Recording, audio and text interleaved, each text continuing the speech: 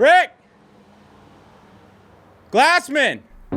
Scoot doo, blabbity blue, scoop dee.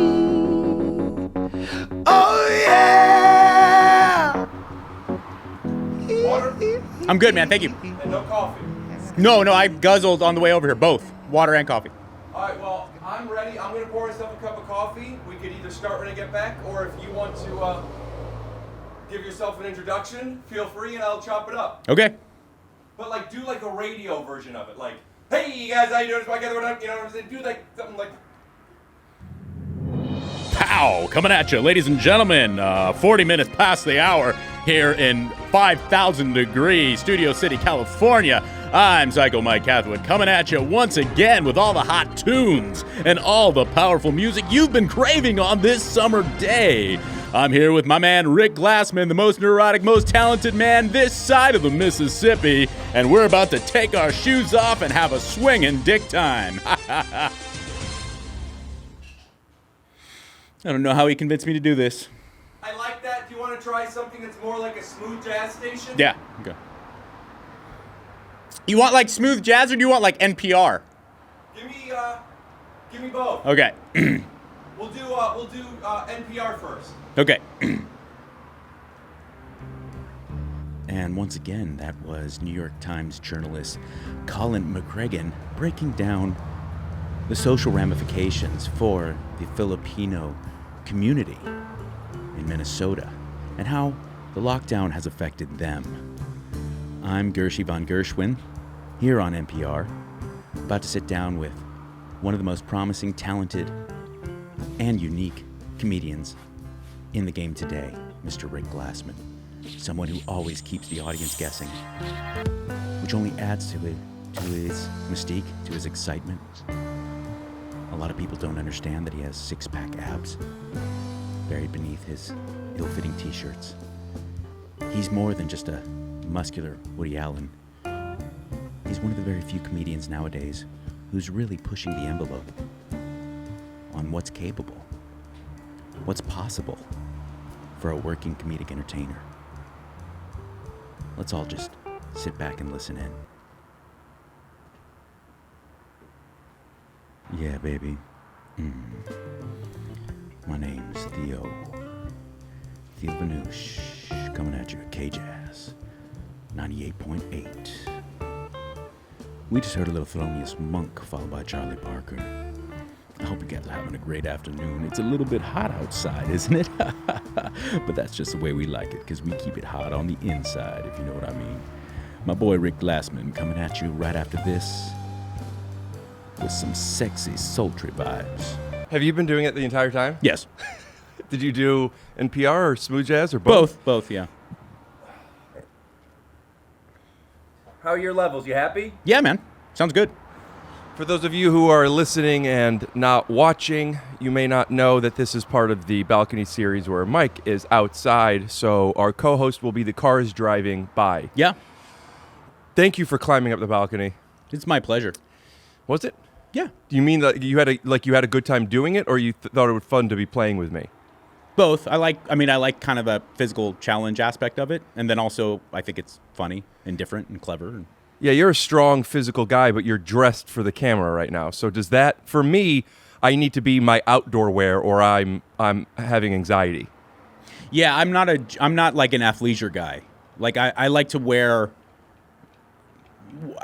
nice clothes, like button-ups and slacks and shit, but I want them to be able to get dirty and stuff. So I like a lot of like denim and work pants and stuff like that. Yeah, when you got here, you went to the gas station, you went to Gelson's, you came over, you were fine. Yes. With everything that's happening right now, even before that, I need a shower, I need to change my clothes. No, I'm probably too relaxed about Why too relaxed? Because I just never really got paranoid, or even my wife, I wouldn't consider her a particularly anxious person. She's been, like there's concerns along this whole 8 or 9 weeks. There's been these concerns about this and that, and I just kind of don't care. I do what the government tells me, and I don't really think about it much. Were you wearing that bandana as a mask when you were in the store? Yeah. But outside the store, I'm like, I'm not putting it on. I put it on because the store wants me to, not because I have any desire. But you have no aversion to doing what people are asking of you as far as masks, or are you someone that feels like I don't want to be doing this? My own personal feeling is I don't want to be doing it, but I don't have I don't feel the need to like protest it. What are your thoughts on the people who are not on the far end, or the people who, like, there's a lot of the things on Instagram I'm seeing of people going up to Gelson's in particular and being like, fuck you, these are my rights, and they're like just having a hissy fit, even if they were right. That's not the way to go. So not that end, but the idea of like, it's a free country, I don't want to do this. How far do you empathize with that side of it? I empathize with them to a level. I think I draw the line at making other people's lives miserable, like getting upset about it, yelling at a privately owned business who it's not like they're doing this. It's the government of California. They've given you instructions on how you can keep your business open. They're just trying to keep the lights on. You know what I'm saying? Like I would never think to make it a problem for the people in line at Gelson's and the people who work at Gelson's. But I do feel like I'm a bit upset that, not that there was the lockdown to begin with, because I can see the reasoning behind that.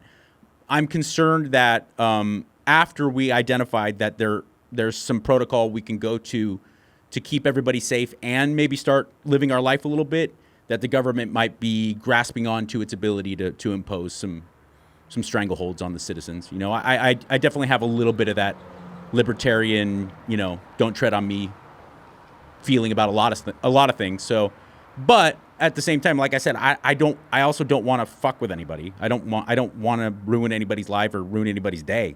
Speaking of not wanting to ruin anybody's life or ruining anybody's day, Marshall Rug Gallery transition. If you're looking for just the right flooring, you need choices. And at Marshall Carpet One, you'll certainly find them. And we're back. I've met your father. Yeah. Good man. Mm-hmm. Admirable man. What man? Admirable. Tremendous rugs. Yeah. Across the board. The day I was thinking about in the shower today, the day we met, involved a bathroom. Do you remember the day we met? The day we met, I got naked within 2 minutes of meeting you? You agreed to it within 15 seconds. Yeah. I don't remember what it was, but also, welcome to the podcast. Thank you. I met Mike through his wife, Bianca, who was on the television show Undateable with me. And when you came, I often, and I've said this on the podcast before, but I need to say it or I'm in my head. I don't like getting out exposition to you when I'm really trying to get it out to them. Sure. Does that make sense? Absolutely. To give me what I'm saying is, if people don't understand, I want to say, Mike, we met on the blah, blah, blah. Mike knows where we met. I'm really talking to you, but there's something about like, hey guys, so Mike and I met. That's what it is. I got to do that. Well, you do because I think I'm not Kevin Hart, so you do have to explain like who I am, and why I'm sitting here. Right. How I know you. I get that. But I'm with you on the like hackneyed kind of like action movie narration exposition where it's just like hammered in. Yeah. Like when the new recruit goes in for an interview with like the special ops job, and it's like, you graduated top of your class at the Naval Academy, and you're a 4-star. Like, obviously, the person sitting there fucking doing the interview knows that was all for the audience. That's why. What's the cheat? So what I did, I used to do intros, like I still do sometimes. But intros like, hey guys, today's episode is blah, blah, blah, blah, blah. We talk about yada, yada. Mike and I met at the da-da-da-da-da-da. Yes. And that way, going into this, I know that if there's ever anything that I didn't set up, I could just say it in the intro. I don't like having to do intros all the time. No. I also think it's fun with you climbing up the balcony. It is. So I wonder how often, like even now, I feel myself over-communicating. And because when something is, I'm thinking about it, how am I going to, if I'm talking about something else, I'm not here with you. Yeah. So this. Why do you think that's over-communicating? Because I already have the understanding of other people's perceptions of me. So that is built in because my instincts are to do this, to communicate every step of the way. Yeah, so do it. Well, I do a lot of the time, but I want to make sure that I'm efficient. I don't want to be as I have talked about on other episodes. I found out that I was annoying only like 4 years ago. And within that, a new sense of awareness came to me of all these other things like, oh, Rick's talking about awareness again. And it's like, well, yeah. And then I get insecure because I can't control how other people see me. But at the same time, I'm putting out a product for other people to listen to me. And yeah, but you would never do that with your comedy. You would never do that. I wouldn't do the same 10 minutes every week for the same audience. No, you wouldn't. But you would want to do the 10 minutes that you feel is most representative of what you want. It's a completely different craft, podcasting and stand-up. It absolutely is. And I don't know that much about stand-up. I know broadcasting in and out. I know broadcasting as well, if not better, than you know comedy. Yeah. And the same things apply. As soon as you start thinking, what is my audience going to like? What should I do to please them? Right. You're sunk. But the truth is, this is bigger than what is the audience thinking. This is, if we're not recording, this is interpersonal monologue with me as well. This is, I've only have 4 years of these tools that I have now of basically understanding, oh, people could think differently than me. I never knew that. I actually would love to give a little bit of backstory on this because here we go. So a few years ago, it was about 5 years ago now, I came on Dr. Drew, or not Dr. Drew, what's the show called? Loveline, with you and Dr. Drew. And this was right around the time that I had been thinking, do I have autism? And no, I don't have autism, because my understanding of what autism is this, and I don't think that's what it is. But then certain things kept happening, blah, blah, blah.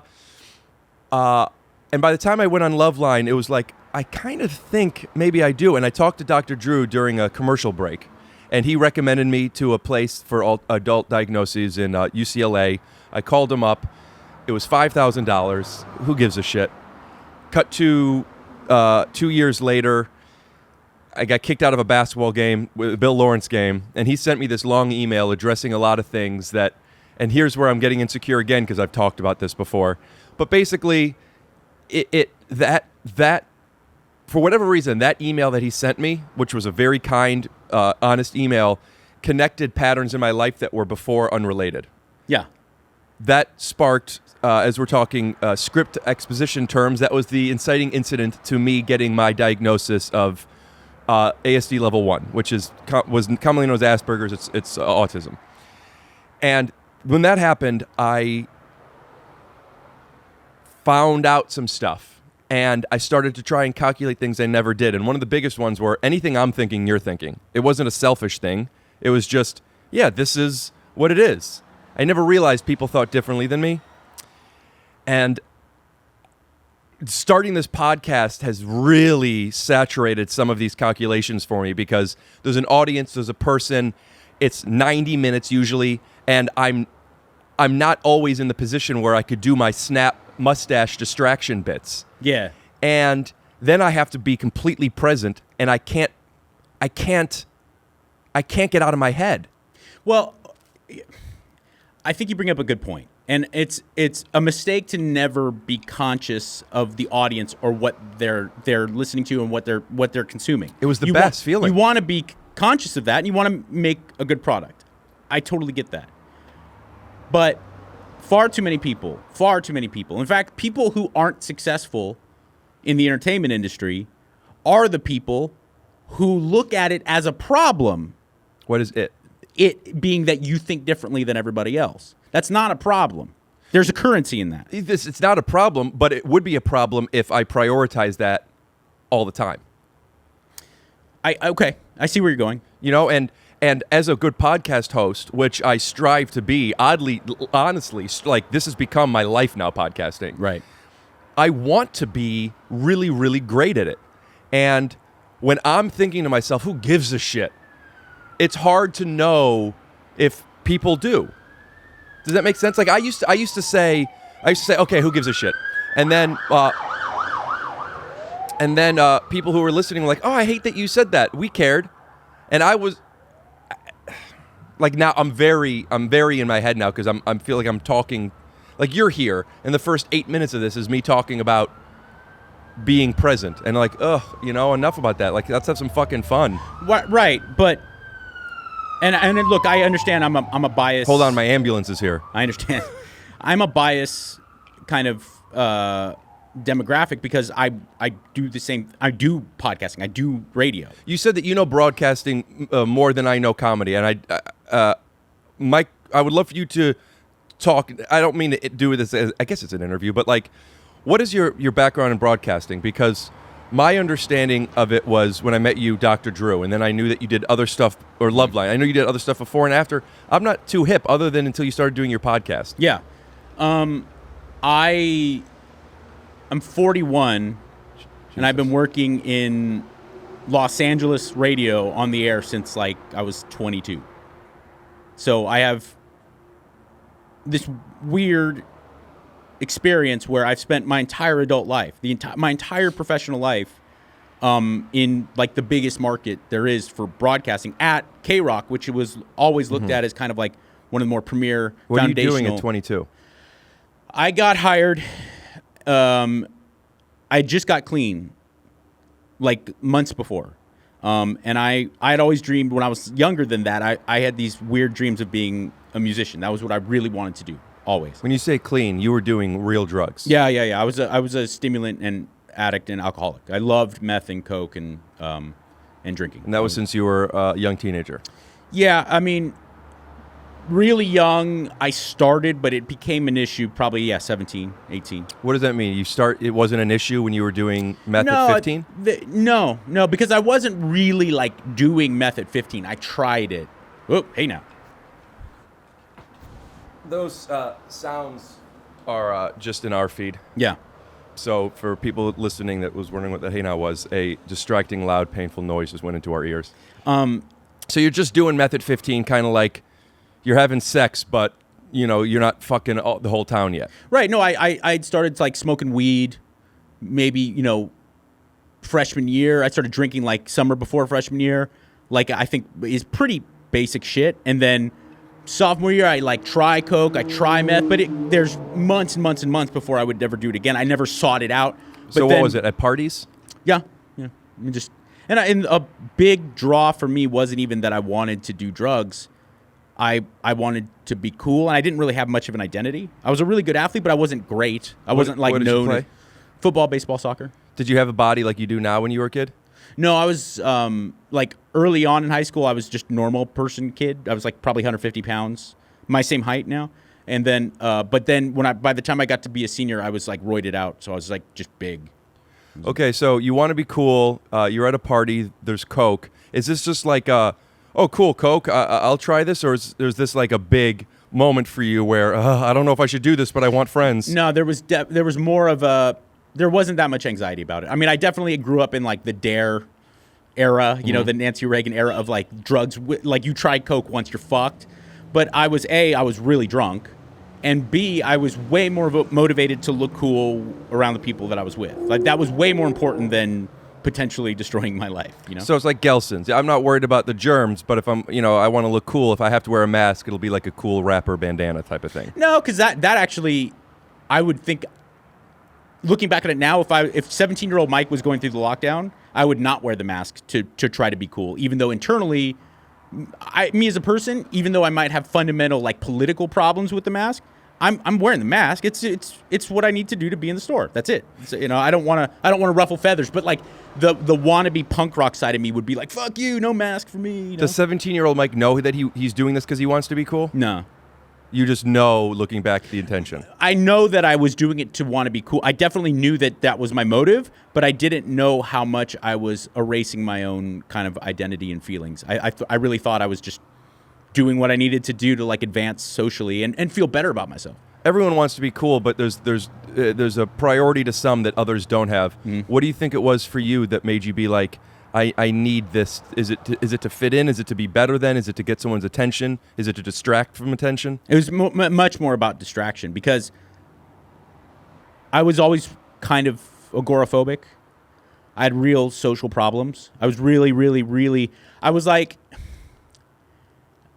this really strange place where I definitely was not like picked on or really like would be considered a dork or something. You know, like I hate to use that term, but I wasn't like someone. Why do you hate to use that term? Because I think that's kind of mean to like that. Like there's these kids who are not socially cool, so therefore they are something negative. But I wasn't struggling socially, but at the same time, I by no means was like popular. So I kind of like sniffed the popular kids, and I definitely related to like the washouts, and so I felt this real invisibility. Like I didn't really have an identity. Did and you like have I a group said, of friends? Yes, but it was very limited. Most guys I knew, especially like healthy average American guys, like sports team guys, you know, social dudes, they had like a big group of friends, you know, like I had like two really good friends, and then the rest was like, hey dude, how I mean, two really good friends in high school seems like a nice place to be. Yeah. Were they wanting to be cool? No, they were cool. What's cool? They legitimately didn't give a fuck. Like they didn't dress to trends. They didn't say or do things to impress girls. Like they just had like at a really young age. My friend Hunter in particularly. Shout out to Hunter, by the way. Yeah, and he's still my close friend today. He was like Kelly Leak in the original Bad News Bears. I mean, I don't know references. Well, like in the original Bad News Bears, there was this kid who was like the cool kid, and like my friend Hunter just drove to school in junior high, like no explanation. Like he just drove a car. And he's not 16. No, he was in 8th grade, and Yeah, he cool as fucking shit. smoked and shit. And it wasn't like he was trying to look cool. He was like man child, and he would show up to a party with tons of booze and stuff. No one asked how he got it. And You know, it's interesting to me that you felt dork was derogatory because that's a negative term. And my thoughts are like, I was a nerd. Mm-hmm. I don't think that was a negative thing. And it's just a real, you know, the perception of them may be negative, but not for me. Like I play Magic the Gathering. I have comic books on my wall. And you're saying, like, that guy's cool. And part of me is like, yeah, that is fucking cool. Just driving to school when you're 12 and smoking cigarettes and getting blowjobs. And that's kind of cool. But also, like, I don't want to be friends with a guy that's, like, driving when he doesn't have his license and has booze all around. Yeah, there was something alluring about the danger aspect of it. And Right. I was talking about it the other day on Fighter and the Kid with Callan and Schaub. Like, as much as I love drugs, like I'm a desperate drug addict, as much as I loved them for them, just the way it made me feel, I also miss the danger. I also miss feeling like I'm a rebel. I'm a bad boy. I'm cool. I'm dangerous, because in reality, I'm very not. And that gave me a sense of like, Well, it sounds like you are then. In reality, you are. You just don't act on it.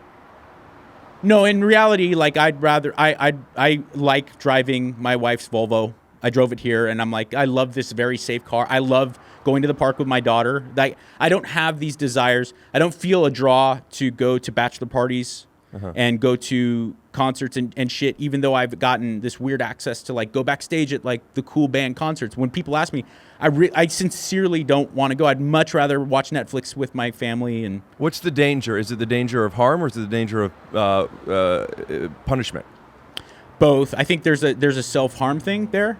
And I know there is, because like I'm a big, passionate martial artist, and I oftentimes bite off more than I can chew, not because the thrill of the challenge of fighting this guy who's going to beat the shit out of me.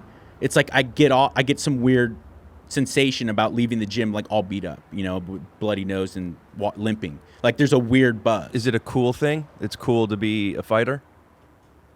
Because you're a cool guy. I mean, No, because I was into for instance, like, no, because really cool right now is jiu-jitsu. Jiu-jitsu's like the thing. Like all like hedge fund dudes and fucking soccer dads are all like, oh, I've got my blue belt and stuff. I've always been into Muay Thai and boxing when it's way not cool. Like there's no like there hasn't been a time where Muay hip Thai hasn't culture. been cool. No, not in America. I mean, Van Damme is doing Muay Thai since the 80s. Yeah, but that was more of like that Dutch style kickboxing. Like, trust me, like that American kickboxing style, the early, like the Duke Rufus and those guys, that was cool at the time, especially, you know, the big splits and the spin kicks and shit. Traditional Thai boxing is way not cool in America. It is to the people who are into it. There's a real passionate subculture. It's really similar to like death metal or grindcore. The people who are into it live and die for it, but it's like 1% of the population. You know? Like my TYSO goblins. Sure. I don't know what that is. They're here. Oh, not easy. But goblins are the mascot of the podcast. Okay. So I want to go back to you were 22. Yeah. And you stopped doing meth. Actually, no. When you were 17, it was a problem. What was the problem? Well, it was fun for a while. It worked. That's the problem with drugs and alcohol is like it works for a while. And I was like, especially right when I got out of high school, I moved to San Francisco and I tried college for a little bit. I knew I wasn't ever going to be like a regular college kid. And I got into bands. I moved back to LA. I got like enough money to, I got side jobs and stuff, enough money to like support myself, have my own apartment and shit. And then I started like banging lots of chicks, partying all the time, every night partying. Banging lots of chicks, like every night? Yeah. I mean, was it different chicks all the time? A lot of times, yeah. You met them from music? Or no, like for a while I worked at Nordstrom, and that was like, and it was good money and too. What were you doing? Selling shoes? Uh-huh. You look like you would be selling shoes. And there was like one Christmas where I sold women's shoes, and I made so much money, like crazy money. Because you get commission at Nordstrom. Mm-hmm. It's all commission, and I made a lot of money. And I what kind of money could you make at a good day at Nordstrom? Well, this was like 90. It was like 99. Okay, and 99. I mean, I was definitely making like $7-8 grand a month. Selling shoes at Nordstrom? Yeah, but there was like peak periods. That wasn't continuous, but like there'd be 2 or 3 months where I was making like $7-8 grand. You know. And then so you're probably clearing $60K a year working at Nordstrom? Yeah, somewhere around between 45 and 60 grand, and I live in a fucking shit house apartment, in like $400 a month apartment. And you dressing slick? You're dressing like a shoe salesman at Nordstrom? You got a suit? I did at work, but I was much more. I'm saying at work. Yeah. I got to wear the thing. And then you're meeting girls and like, are you doing? There's something about selling shoes in the 90s, and I feel this way just because of like Sex and the City and just sitcoms that there were people selling shoes where like the guy were holding the feet and then the women were like, oh, and yeah. Were you doing that kind of stuff? Like, yeah, you have but beautiful toes. I didn't, because here's the thing. The idealized me in that era. The idealized me was really comfortable talking and like spitting. What does the idealized do you mean? Back then, the idealized me was. I don't know what that means. The idealized me, like back then, were you the idealized you, or idealized is the way you're looking at yourself back then? Back then, how I wanted to be. Gotcha. That guy. Yeah. Was really comfortable talking to the other female employees and spitting game and being slick with them, but I was never the guy. I don't think I ever like spit game at a customer and then eventually had sex with her. Like, I don't think that ever happened. I thought you were saying like because you met girls. You said because you were selling shoes. Yeah, but I met girls that I worked with, and I absolutely rained terror on like the other other employees at Nordstrom. Were you being slick or were you being funny?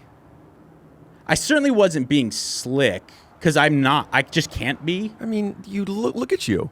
You seem like you got for people that are listening. He's got pants that are tight, but not the type of tight where it's like they're too tight because like he has quads. They're flipped up at the bottom like what you see in like magazines. He's got the boots, but they don't look like he's trying to wear boots. It looks like he wears boots. He's got a watch and a bracelet on 2 different arms, and it looks like he should be having those. Tattoos up the arm.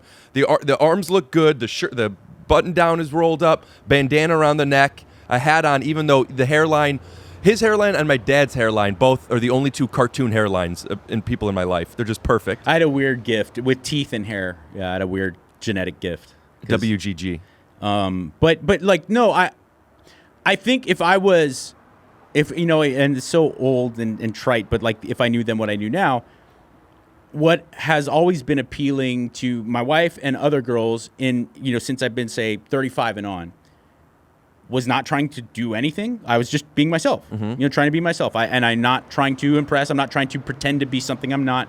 And if I could do that when I was 18, 19, I would have been so much more, A, happy, and B, successful with girls. But I tried to also I was young. I mean, I think a lot of guys do this, where I tried to embody this like ladies man thing that I thought women wanted, and because of Tim Meadows in SNL. Yes, yes, that was your role model. Well, yeah, just trying to be like too cool for school. Everything, I'm too cool for every. I was always like, I was always like name dropping that I was going to this cool club, You know, back in those days, Yeah. what was like hip in LA, I was always like, oh yeah, well, you know, tonight I'm cruising to fucking White Lotus or Century Club or what, you know. So I don't know if you want to come with, whatever, you know. And I was doing that like faux Dylan McKay Tell me about the 90210 time though thing. at work though. I want to know about like you getting the girls at Nordstrom that work there. Like, what was something? Because if you're fucking girls all the time, Yeah, you have to. Do you have a move? Do you have a thing? hang out with them and party with them until we have sex. Gotcha. So drugs. More the reason the drugs were working. A lot of time, mostly booze, but there was like at that time there was like a roster of like 4 or 5 girls who were drug addicts that did drugs with us, What and kind of drugs? and I would have sex with them a lot. What kind of drugs? That time it was either meth or cocaine. That was really big. Man, I've never done cocaine. Yeah. So- don't. You're You saying know why? Because in a similar fashion to me, I can guarantee it, especially like your ADD tendencies. People like you, people like me, people like Tom Arnold. I've talked to Tom Arnold about this a lot. Most people do cocaine, especially methamphetamine, but cocaine as well. You do any stimulant, and they get charged up. They get, oh man, let's get out of here. Let's get out. Oh, this place is great. Let's get out of here. Hey, you want to go to the bathroom? Fuck, it was the first time I really felt comfortable in my own skin. You know how I talked about if I knew then what I knew now? Stimulants did that for me. because you were not charged up. I was just like, hey, yeah, cool, man. Yeah. Hey, nice to meet you. Nice to meet you. What's your name? Sally? Oh, hey, I'm Mike. There was no like hey, baby. Hey, you know, like that kind of bullshit. I I didn't like how have your example was the worst conversation. Like even in your example for 5 seconds, you didn't hear what she said. What was that? What'd you say there? You know, like, oh, okay. Yeah, but I you know, there was that thing where I didn't feel pressured to say something. I would just be like, oh, where do you work? What's your deal? You go to school? Oh, it's awesome. Really? What's that all about? What does studying sociology mean? You know, and I can recall moments of being like so cognizant of the fact, like, I'm really relaxed right now. I'm really comfortable in my own skin. And I wasn't motor mouth. I wasn't that guy. And so I feel like it would be very dangerous for you because you probably would get into some weird matrix world where you're like, I can relax. I'm out of the voices in my head have calmed down. I thought that Coke would make me not relax. The opposite of that. That's what I'm saying. For the general public, it does. I think for people with certain chemistry Oh, going you're- in, right. it brings them to, and it made me feel so, because I never liked, I would do them. It's better than being sober back then, but I never liked heroin. I never liked pills. How many times did you do heroin? Oh, but well, towards the end, when right before I got clean, when I was living on the East Coast, I started smoking speedballs. Which is you're 21, 22 at this point? 21, yeah, and that was heroin and crack. You'd mix them, Jesus. and that's what a speedball is. That's when I started going to the hospital all the time. Why? And You're getting ODing. I would OD. I wake up in the fucking ambulance. Who and shit. takes you to the hospital? People I was with? This dude. I met this guy. It was the best worst thing that could happen to me. I moved out to the East Coast. I was going to try college again. My parents were like begging me to give it a go. I went to Rutgers in New Jersey, and I was going to study to be a farmer because my parents have a vineyard in Central California. So I was going to learn the business, and like that was shooting pretty high for me because I never anticipated being anything. You're an only child, right? Yeah. Well, no, I'm not. I have a sister, but she's 11 years older than me. So I'm essentially Okay. I'm a mistake and an only child. But That's a joke or? no. I don't think my parents anticipated having another child 11 years after having. I know that my parents didn't anticipate having me, but I never really, because some people say a mistake and an accident. I don't know if that's like a joke or not. Because like, yeah, I was an accident. Yeah. But I don't mean, have an identity. I don't mean to it that. in a derogatory way. I mean, I Gotcha. just think that my dad came in my mom and was like, "Oh, wow, we have a baby now." And we have a clip of his dad coming in his mom. Oh, that's right, Rachel. Here's my very efficient accountant load. So I wasn't a mistake. I was an accident. I don't think my parents planned to have another child.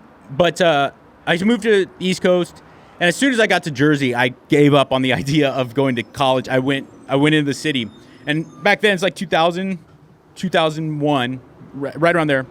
That's how long I was there. The whole northeastern punk scene was exploding, and there were fucking amazing bands constantly playing in local venues and also in the city. And so I just dove into it, and then Doing what? Guitar, singing? yeah, just gigging, meeting people, Did you trying sing? to play with them. I did, yeah. Could you give us a 3 second to 5 second riff of what punk in the, like just a general? And you're like, I don't really know what punk is. No, because that was like pop punk, like Yeah, mid-90s SoCal thing, you know. And I wasn't like I like the. There was a cool thing that happened right around the late 90s to the early 2000s where like hardcore punk and metal finally got along, and you could be like the metalcore world was growing and the bands like that were coming out of it, and it was really exciting. Like it was really creative, and yet at the same time it was definitely like scratching that brutality and aggression itch. Is there a coincidence in the analogy you gave between metal and the type of Muay Thai that you were into that wasn't cool but you loved it, or is that just a coincidence? I definitely think it's there's a theme. Is it like finding a specific identity? There was trying to find an identity in like the normal things, like the tropes, like jock or class clown, and that never worked. And then whenever I found people that just without any reason, without me doing anything, they accepted me, I fucking fell in love. So it was originally not even the music or the style of fighting, but the people that were doing it that attracted you. In the scene, for sure, yeah. But internally, both those things you mentioned, though, I definitely, even as a little kid, I always, like, I taught myself how to play guitar. My parents never guided me onto being an artist in any way. I, like, really wanted to be a songwriter and play music. Like, I really wanted that, even since I was a little boy. But then I definitely fell in love with the scene more than the music. I wasn't disciplined. You know, I wasn't, like, the same thing, I'm sure, with a lot of comics. It would be like if you really loved going to the store and hanging out with your buddies and getting fucked up, but you're really not working on your set that much. I was the same way. I was gigging with other people, meeting new people, doing auditions, and like going to a lot of shows.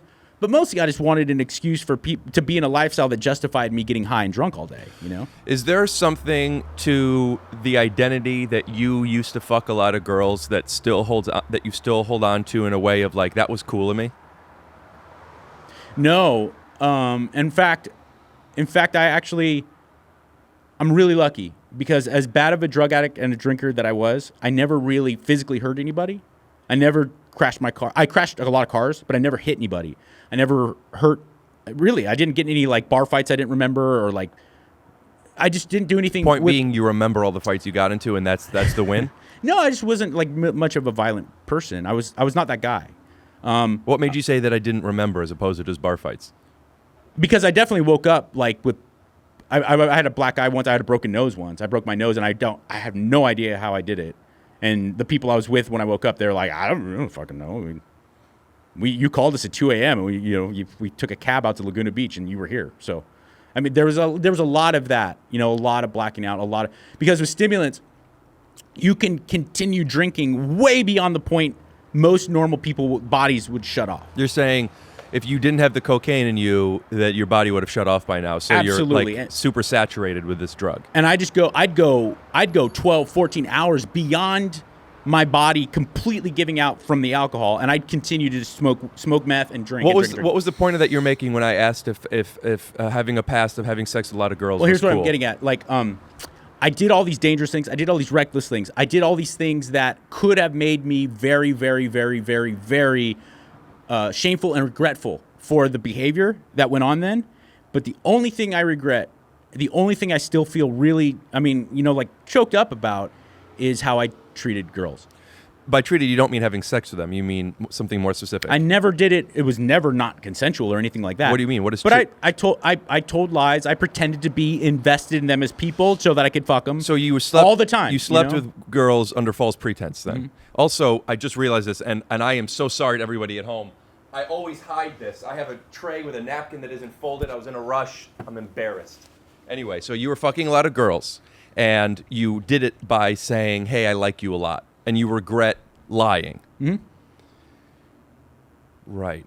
So, and even look, by the way, even into my adult life, when I was clean and sober, a long time. I was married before Bianca, and when I got divorced, it's like 2009. And then I met Bianca in like 2011, 2012. So there was like a 2 year period, two and a half year period where I was really successful as a bachelor. You know, take that however you will. Well, you're making my point. You're about to say how you don't like what you were doing, yet you're referring to it as successful. So Yeah. there's part of you that recognizes that.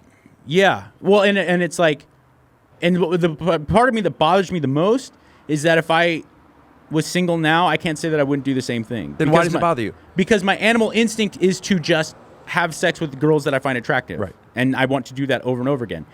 But every single time, I would feel pretty terrible about it. If there was no intimacy at all connected to this girl, I would feel fucking horrible the next morning. What if you were both on the same page? What if you both were just, we just want to...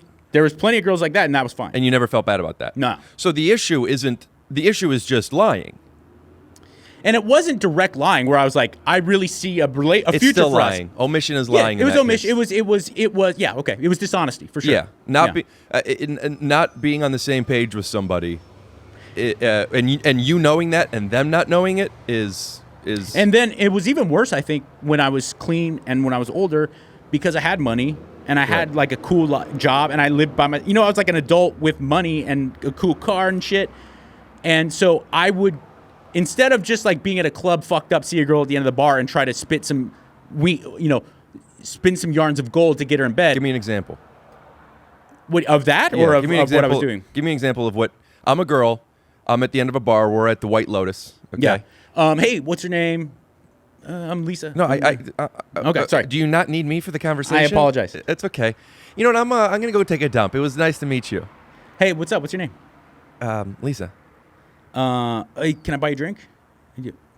I don't want to pressure you or anything. I just saw you at the end of the bar. I thought you were really pretty. Yeah, sure. Okay. What are you drinking?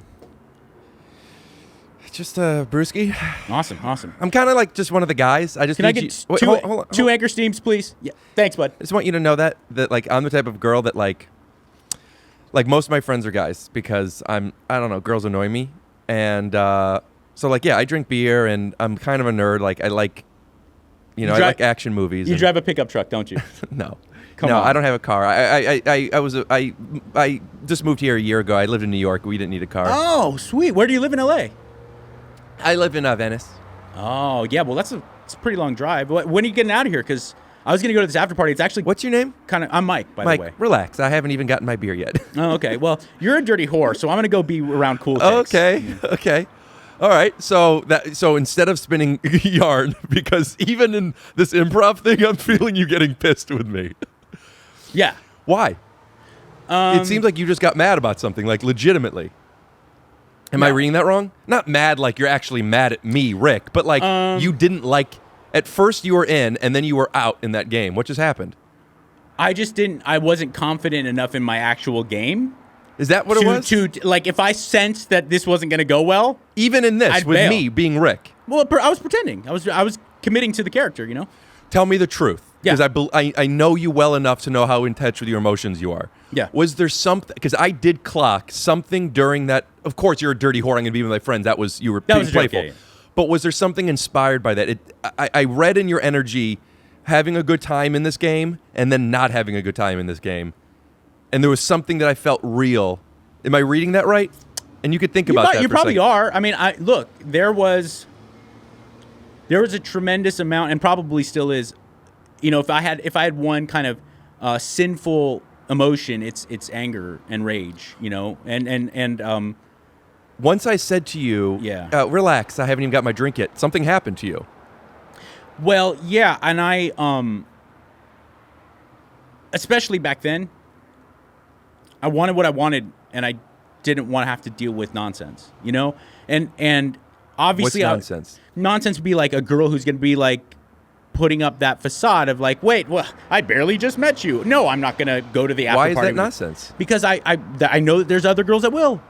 You know what I'm saying? Like there was. Oh, so I think I understand, and pardon me for dwelling on this, but when you say nonsense, it doesn't mean that it's nonsense necessarily. It just means that it's something you don't like. Like for somebody who just met you to say, hold on, I don't want to go to an after party, is nonsense because that's an obstacle that you don't want to hurdle. Because I want a girl to go with me to the after party, not because I don't want to get to know you, and also invite you to this after party. I'm looking for the girls who are going to go with me to this after party. If I smell that you're not one of them, then I'm out. And that was What does it's getting to know gross. somebody mean? What's the negative in that? Well, I didn't know what the negative was back then because I was so fucked up. Well, thinking about it now, like what? Well, there's that threat now still. Yeah. So, yeah, you. I'm telling you, something happened in the improv game with you. So what's the negative about? Is it a like, oh no, I'm gonna have to make this girl my girlfriend now, or is it that it's more work to get the goal, which is sex? No, I think that I was a very isolated person as a child. I grew into being a very isolating person as an adult. I'm isolating, meaning that you stop people from getting close to you. In all facets of life, Mm-hmm. family, friends, and romantic kind of relationships. I was overwhelmingly intimidated by the idea of going out, meeting new people, and then asking them to be close to me. I was Guys too, like friends. Yeah. I just didn't. In fact, I would. Now as an adult, you kind of got to make new friends. I mean, especially when you're married, you'll really like your kid. I have a daughter, and like her friends have parents, and we oftentimes like social groups just kind of grow, and you get to know a guy, and you're like, hey, he's kind of cool. He rides motorcycles or whatever. He's into punk rock. You get to kind of, and my wife can see like I discover there's this avenue there, and then I go, oh God. Mm-hmm. I'm really, and it sounds so fucking maudlin, but I'm just like really. What does maudlin mean? Like overly dramatic and emotional, but I'm just really scared that people aren't going to like me. I'm convinced going in. Did you hesitate saying the word scared because you were looking for a better word, or is that something that you're not as open with? No. I'm scared. I'm really afraid that. I'm both afraid and convinced. Like the narrator in my mind is saying, like, these people don't like me. I mean, when I got to know Bianca, it took 9 months for her to let me know that it was okay for me to ask her out. We met on Loveline. She came in to promote Rules of Engagement, Right. which was the TV show she was on prior to Undateable, and she thought we were like hitting it off. Mm-hmm. And she tweeted me and made all these like efforts to kind of get my attention, and I was just like completely oblivious. And finally, we came around back again to bumping into her, and she like let me know. It's like, well, maybe we should go out sometime. If it wasn't for that, we would have never got. And I love my wife, Yeah. Also, what a find for you. I mean, not just how amazing she is, but just the past that you have and the honesty and openness you have about that stuff, and her. At least in this field, lack of ego, but like she doesn't seem like a jealous type. She is a trusting person, and I feel that, and her with you. But just speaking about this, I feel that she's an amazing find. She is, and all this aforementioned shit we talked about, all my fears, all my insecurities, all this like fake persona that I was putting out. She was the first person I ever met that was like really invested in helping me get in touch with that. Like she didn't get angry about me doing it. She didn't get upset, take it personally. She's like, what can we do to make it so you don't feel that way? And that was when I knew that I had to marry her. She's one of the most accepting people I've ever met. Yeah. I guess okay with different people, but more like on Undateable, we all have something in common, which is we want to do this job, and we have our insecurities and our narcissisms or whatever the case may be. But zoom in enough, we were all very, very different. And Bianca connected with every one of us on the most intimate level, just like really loved us and cared about us. And she was kind of like a mom. I don't mean that. I mean that in a maternal sense, not like an older than sense, but like just like loved all of us. And also there is something to the. I mean, I know you don't want to call a girl older, but the fact that she was older. She's Chris D'Elia's age. No, she's older than me. Bianca's older than me. Oh, really? And Chris is like 38, something like that. No, Chris is in his 40s, isn't he? I don't know. Yeah. I just assumed at I was least older. 40. I assumed I was older than Chris. But anyway, but Bianca's 43, and I think that maybe besides Chris, she not only was older than most of you guys, she had a lot of experience in Hollywood. She was the only one who and I worked, think that she really like that feeling of being like, hey, like, Oh, let interesting. me comfort you guys. It's nothing to get So you upset think about. maybe Like, she wasn't like that on Rules when she was working with people who had as much I experience know as she her? wasn't. I know she wasn't. When I met her, she was on Rules. You know. Oh, yeah, that's, I never thought about that because I didn't know Bianca before Undateable. But yeah, that must have been a nice feeling for her then, coming in and being like the experienced one. Yeah, and especially for you and for Ron and for I don't know, not Brent as much, but because as skilled and as successful as you guys had been in comedy, this was probably like one of your first goes at like legit Hollywood BS bullshit, you know? You're saying first job? No, but not your first job, but your first crack at like real Hollywood, like you got to answer to the company, the NBC. Yeah, same with Universal, Brent. That was Brent's you know? first thing too. So I think Bianca, who had spent most of her adult life on network sitcoms, Right. like it was really nice for her to be able to like, hey guys, relax, it's all good, it's Yeah. great, you're doing fantastic, you know? All right, so pardon the digression because I was really wanting to know more what we were saying about you being scared and wanting to make friends, and something I connect very strongly to is not knowing if a person likes you. I just assume they don't. Yeah, I have a joke on stage where I talk about my rule of not kissing on a first date and communicating that to the girl I'm going on a date with, because listen, if I kiss you and you kiss me back, I won't know if you're just being nice, like you don't want to Right. avoid. And if you don't kiss me, I don't know what I would do. I mean, to go in to kiss somebody and them not kiss you back it would kill me. And also, I know I'm not supposed to ask if I could kiss you because that's not manly to do. And now, after this whole explanation with you, I have to imagine you're not, just like this very Jewish neurotic thing. Right. When in actuality, if you did ask, that would probably be the coolest shit ever. That's what I learned. Yeah. What I learned to do was like these feelings I'm having aren't the problem, just the way that the fear is getting in my way is the problem. So just communicating those. So different ways of doing it. It's just like drugs and alcohol. There's an old adage in the 12 steps. It's like it's not your fault that you're a drug addict or an alcoholic. It's definitely your fault what you do about it. And it's nothing wrong with you having these feelings or these thoughts. How that gets translated in your body and mind, and then how you react to it is definitely, Will Smith talks about fear both as a real personality and in After Earth or whatever that movie was, where the whole movie was about fear for whatever reason. But being scared to do something, you're supposed to be. I mean, you're supposed to be scared. Sure. You're supposed to feel this way. Also, there's no way of controlling that without the experience of understanding the other end of it. And I made a hard rule for myself, an easy one, but a hard rule, which was, I remember I missed a set once, a stand-up set, because I was scared. I used to get very scared. Like, I had a show at night all day. I can't eat. I can't talk to people. What am I going to do? Wow. It was... I'm not the only... I've talked to other people, and I love that they felt that way. People, before they've learned it's okay to do bad, I don't know what I'm going to do. When you're on stage, it's the easiest part. It's worrying about what happens before you go up there. Yep. Because once fighters say the same thing. Yeah, I would imagine. Was it once you get into the ring or once you get hit?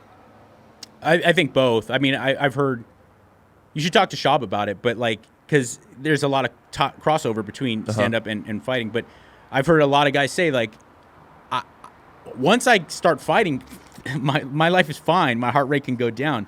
It's that neuroses leading up to it in the last couple of days where you're starving yourself and you're surrounded by nothing but like your teammates and your trainers and stuff. And the expectations and Yep. fear of it. My buddy, do you know Dave Sullivan? Mm-hmm. He once told me I was worrying about something, and he said, if you worry, and you don't get it, then you lose twice. Yeah. I really love that because it's like it solves nothing. But accepting the fact that I'm scared and I'm supposed to be scared has helped a lot because there's nothing I could do about this. I'm going to be scared. But I was scared and I'm like, you know what? I'm basically calling in sick, and I didn't do the show. And then I didn't have another show for 4 days a week, whatever it was, I want so bad and I try so hard. And back then you have to like bring people to get on stage and you have to ask for favors and be annoying and show up if there's a dropout. And it's like, I moved out here. I worked so hard to get shows, yet I didn't do one because I was scared. And I made a decision that I'm never allowed to miss a show because I'm scared. I'm allowed to bomb. I'm supposed to bomb. I kind of leaned into that a little bit in my act 2, maybe too much, but never not do something. And that has helped me out a lot in situations when I'm scared. I don't hide it. I don't pretend I'm not shaking. I don't. I'm not worried about, oh no, what if my hands are sweating? It is, my hands are sweating and I'm shaking and this is where I'm supposed to be. Right. And dude, that's so appealing to people because if it's authentic, it doesn't matter what it is. It doesn't matter if you're a callous prick. It doesn't matter if you're like this overly apologetic, super nice, sympathetic person. If it's authentic, people pick up on that. Yeah, it's agree. honestly the most important thing. Like you could take Norm Macdonald all the way down to like a everybody's best friend type comic. What really matters is like are they doing their authentic self, and that's all that fucking matters in the end. People smell bullshit so well. Yeah, people smell bullshit so well. Also, you are not your best self if you're trying to manufacture something. Yeah. It's not, unless you're the greatest actor in the world and you really have to work on that to be something you're not and to pretend you're feeling something you're not, then you're the best version of whatever you could act like. Right. Well, and then you're the best, you may be super exceptionally good at acting, but what does that mean in your private life? Like that's what I always worry about. Like if someone is so skilled at putting on a facade, fine, all power to you. Whatever you do to pay the bills. But then does that take a toll when you kind of no one's looking, I love that point. I agree with you. And yes, it does. But I would still argue that you could be the best person at putting on a facade and it's still not as sustainable as who you really are. Yeah. There are people that made a living, as far as comedy is concerned, who made a living playing characters. At a certain point, they stop the character for a reason. It has a ceiling. And it's only as good as the things that you practiced. And I think that I love watching reality television audition things. American Idol, the audition parts. America's Got Talent, I was watching it last night, crying. And I love the audition things better than the performances, because the performances, although it's a show and it's there's a spectacle and that's great and there's the fireworks, but seeing the people coming out and honestly being nervous, they've never done it before, or the people who are not nervous for some reason, but we get to really see them. I just get really into that. Shark Tank, the same reason. Yeah. I feel like I'm really seeing people. Well, I had this. A lot of people talk to me, like if anybody knows me, like in an entertainment industry sense, it's from KROQ. And sorry, I'm checking all this stuff. I know how distracting that can be. No, but people, they're always asking me these questions of like, oh my God, what was it like to go to this concert, or what was it like to be at backstage at this and this, and they have these like industry questions, and a lot of the experiences were fucking sweet, and I'm not denying that. But to me, the stuff that I feel genuinely grateful for was I got to have that experience in real life. Like I got to see like Arctic Monkeys. I watched them grow. I saw Kevin and Bean interview them after they were promoting their first album, and they were like these really nervous fucking kids. And then I got to see them headline festivals and like the progression of them, and then see them as people when no mics are on, and like how and Paramore or Panic at the Disco, whatever you go down the list. And then on top of that, I also got to see Trent Reznor and Dave Grohl when the mics got turned off. Yeah, and I got to like look at legends and like what makes them tick. And never ever did I see someone who's a legitimate legend in any field. Comics too. Loveline had a lot of comics, and like Theo's a perfect example. Like the progression of Theo Von, when you first got to see him, like fresh after like the MTV show, to what he's become now. You saw a guy finally make real Theo Von something that he could bring to the stage, and then it just clicked. Watching these people like the Arctic Monkeys before the success they have to the growth and where they are now, and comedians, the same thing, because some people could be working for 30 years and then something happens and then a year later they're very successful. Right. And some people it's a steady climb throughout that period of time. Do you think that the confidence that these people have comes more from the experience that they have or the success that they have? Does that question make sense?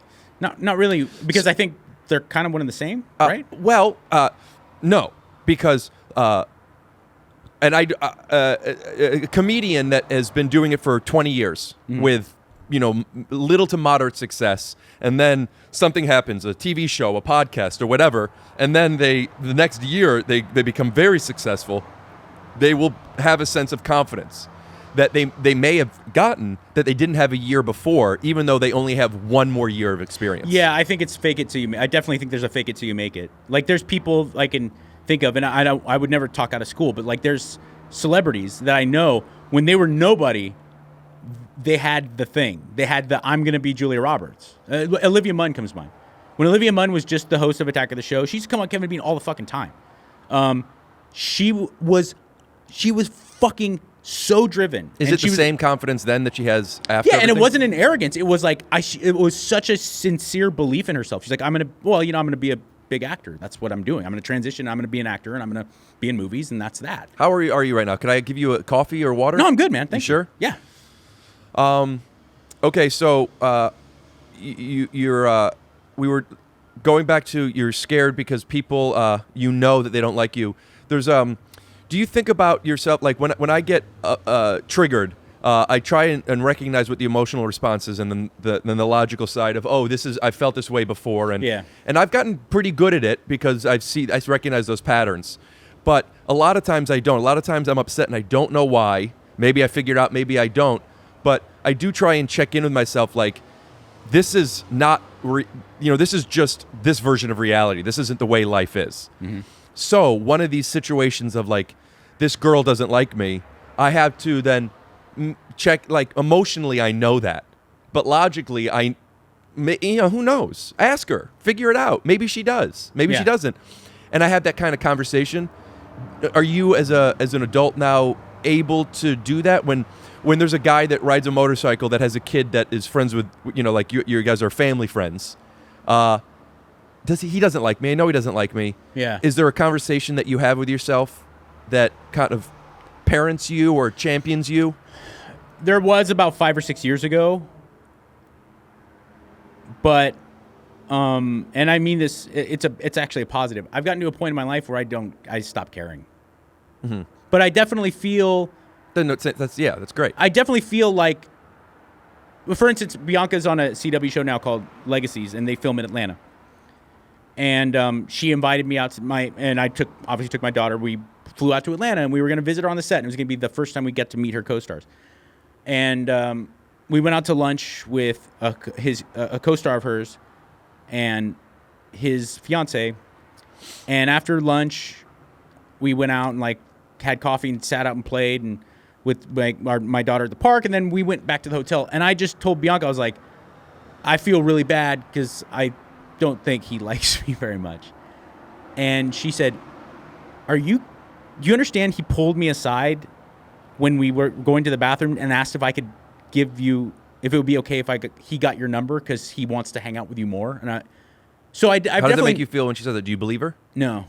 Right. So you do care. You can't. No. But the difference is like 5-6 years ago, where I was in my life, not a parent, not established in my marriage, I would have been like, okay, I got to go home. I got to do some cognitive behavioral therapy, get to why he doesn't like. Now I'm just like, fuck it. What are you going to do? That's nice to hear, but oh well, I don't believe you. And well, now I can understand how having to do the work on everything every day is exhausting. So not having to wash your hands 10 times is a good thing. I do understand that. Yeah.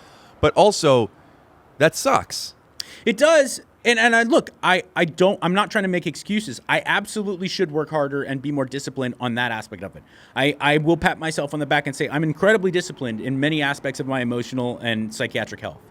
I'm incredibly disciplined. I've been sober 18 years and I still engage heavily in like the 12 steps and I read and I see 2 therapists a week. Would you feel it was disrespectful if in editing when you said you've been sober for 18 years that we put a little cheers and applause?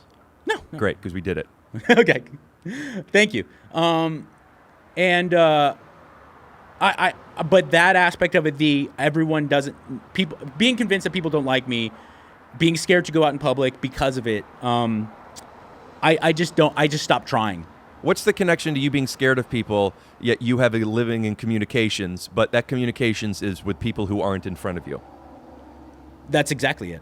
You want to communicate, but the only way you could do it is behind a wall? Quite literally, even here? Yeah, when I'm in front of a microphone, or even broadcasting in a more like linear fashion on TV too. It's the same thing. I don't have that fear. I don't have that concern. I just feel really passionately about the things I want to say, and I feel really comfortable being very vulnerable, and I just go. Is that because of anything that you're aware of? Is it that when you watch yourself on TV or radio? I don't watch myself on TV. Okay. And I. So what makes you more confident when you're speaking into a microphone than when you're not? It was the first thing. I mean, getting back to what initially got us on this whole trip. You know what? I'll sorry. get it. You'll get it? Yeah. It's a food delivery service I just started. Thank you so much.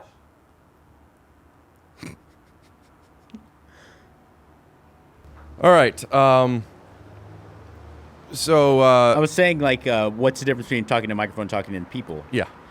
Well, it was the first thing in my life that people really told me I was good at it. Right. And so I just became fucking obsessive about it and wanting to get better. And then also, subsequently, as I did it more in more prominent ways, the more vulnerable I was, without being an exhibitionist, without like being like, I'm so fucked up, but just talking about insecurities and vulnerabilities, the more people then subsequently patted me on the back. And so I just got this nothing but uniformly positive feeling to doing it in front of a microphone, where I just can't seem to get that same feeling when it's like a group of people. When you're talking to a microphone, even when you're being honest and vulnerable, do you feel that in a way it's a performance? There's a part of it that's a performance. I think I just bump up my like energy or my alliteration a little bit because I want to make a better product. But that efficiency of language that you were talking about, I think I go a little harder with that on the air. But I don't think that there's a performance as in I'm in any way deviating from who I really am. There's nothing. Yeah, like I don't mean and I think that's a why fake performance. Just that I wanted to be successful in the entertainment industry, and I knew that I didn't want to be a stand-up. I mean, I gave it a shot. I'm not bad, but I knew it didn't make me go. Yeah. And I was pretty skilled and experienced as an improv actor. When are you getting out of here? Because I was going to go to this after party. It's actually... What's your name? I'm Mike, by the way. Mike, relax. I haven't even gotten my beer yet. Oh, okay. Well, you're a dirty whore, so I'm going to go be around cool chicks. And I realized, like, I didn't like it. I didn't like being not someone that was not me. Now, if I really commit to a fucking completely different character, like I do this kind of character on Instagram, and then I'm developing a TV show around it where I'm in costume, I'm a fucking character. That's totally fine. But doing something where I'm me and like putting like over exaggerating emotions and anything to create a character, I always felt really weird doing it. I never liked it. And the harder they would push you at Groundlings to do that, the more I would retreat and be like, you know what, this isn't for me. You at the beginning we were talking about when we first met. I want to make sure I don't forget to say this so I could put the picture up. But we met in Mike and I met on Undateable. He came into my dressing room. Brent was there, and for whatever reason, side story, Brent and I love guys with gray bodies. So for whatever reason, we both recognized your body and made a joke about, it. And we were going to do like a behind the scenes, this is us getting ready. So we wanted to involve this man. And I mean that in every form of the word. We don't know you. I don't know that you just send pictures of gaping assholes and gross people fucking each other. And I don't know that you're a boy. Yes. You're this fucking tattoo guy. So like, hey man, do you want to get naked and take a picture of us all showering together? And we had just met you, and you didn't say why. You said yes. My dad was in the dressing room too then, if I'm not mistaken. And you pulled off all your clothes. Brent and I got naked, and you're sitting on the toilet. I think we're in the shower or something. That was and one of the reasons. First off, I just wanted to help because I thought you guys had a comedic idea, and I was like, oh yeah, if I can be helpful. Here's the comedic idea. We'll put the picture up. If I can be helpful, awesome. I really felt compelled to do that. Same with like you were filming something one time, and I remember you had me out in front of. Do you remember Bianca and I came over, Yes. and then I was like dancing by myself in front of Starbucks? Yeah. You had just some idea. I love the idea of like being of assistance in that because I respect it so much. Like the idea of like creativity. There's also something, I'm sorry to cut you off, but I'm very confident of this deduction.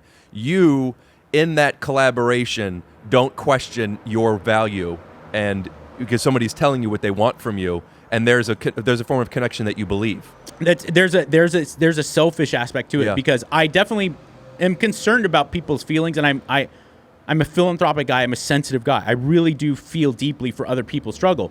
But in turn, trying to do something to help them, not only do I get the benefit of helping others, it makes me feel good about myself. And having you guys, who I was definitely like really nervous to go in and meet you guys because this is Bianca's cast members. They're on TV. Like they're comics in LA. They don't want to fucking hang out with me. Like I'm me. So for then almost immediately you guys to go, hey, would you be willing to help us? We actually would like to include you in something. Yeah. I was like, yeah. I don't care what it is. I'll show you my fucking dick right now. Yeah. I'm also not embarrassed about shit like that. Sure. Too, Us either, but it's just, a first impression. Yeah. It was less about he's not embarrassed about being naked and more about this guy is down to play. Yeah. And it was just from right away, it was and again, this isn't an age thing at all. Bianca's the mom and you're the kid. Yeah. And it's like, could Mike play with us? And she was down. She didn't care. At the time, I was dating a girl who, no, not yet, maybe. It doesn't matter. But during Undateable, this time I was dating a girl where posting pictures like that really upset her. I'm in that same boat. Believe me, you did talk about how I send the gaping assholes and stuff, and that's legitimate. I do. I mean, you're clearly not lying. I've sent them to you. Is that a private thing that you want me to No. take out? But that is not. I never send them to Bianca because that would be fucking curtains. But I'm not allowed to do it around her. Like when that has to be like I'm by myself. I don't like it either. She hates it. I hate it. Yeah. The pictures you send are less sexual than they are violent. I'm really aversive to violence. I don't. Nothing I'm into. It's all gory. It's horrible. It's terrible. Everything I send is people who signed up for that. No. Let me defend you then here because I'm feeling the need for that. You're not sending people getting raped or harmed. You're right. You're sending people who have fetishes that to me are violent and gross. It's gross. And holding assholes open that I could probably fit a knee into. Yeah. And when I get a text from you, I'm always going to look at it. Yeah. But I do it like. Here's how I do it. I open texts from you the same way I get out of bed when I hear a noise. I'm not going to hide under the covers, but I am going to I have something under my bed, where I'm like, okay, I'm getting ready. I'm putting my glasses on quietly to my door before I open it so they don't hear me getting ready. Dr. Drew told me, he said it's like looking in the tissue after you blow your nose. Like you don't really want to, but you're always going to do it. Sure. But the reason I brought that up is you even said the way you articulate and the way you want to present yourself on camera when it's not a performance is you're the dad. And then when this is off, you're the kid. Yeah, there's much more of that. I mean, it also depends on the venue. I mean, I'm clearly going to be a little different on Access Hollywood than I am on, sure. Fighter and the Kid. You know what I'm saying? So there's a little bit of that. But also, I definitely try to... I don't want to, but when I do watch myself on TV, I always try to go like, how much are you faking it right now? Like, how much bullshit are you laying on? And when I'm not, I really feel like I can kill. I can really be. And I've had those people, like people I really respect in the industry, say like, you're great out there. And I notice that every time that happens, I'm not being some fucking pumped up version. Why of do you myself. believe them? Oftentimes they're not people who throw out. Why don't you believe your wife when she tells you that so-and-so likes you then? Because Bianca would do anything to make me feel better. So she would say that even if it wasn't true? I don't know if she would lie to me, but she would do things that she knows would make me feel better just because she is so invested in my well-being. Don't people on set, when people say to me, great job, I don't think that they're lying, but I also don't take it as great, I did a great job. It's a little different, I think, in scripted stuff because you're kind of a team. You're working with those people. So are you. It's a product. Radio shows very much, but broadcasting, unscripted stuff, hosting shit, especially if I'm coming into someone else's territory. People, if it's people that I really respect, in the Bill Maher, perfect. If I'm gonna do something on real time, even something small for his like online show, if he reports back, goes, dude, good shit, that means something to me, because I know. I'm not saying he's a dick, but Bill Maher's not the type of guy to like go out of his way to throw around compliments. Yeah.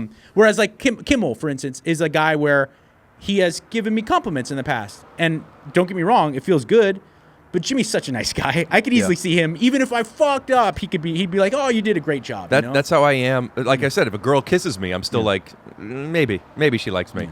I'm like that with audiences too. It makes it stand up. One of my a big obstacle for me is I can't gauge how well I do. I know when the laughs are real and when they're not.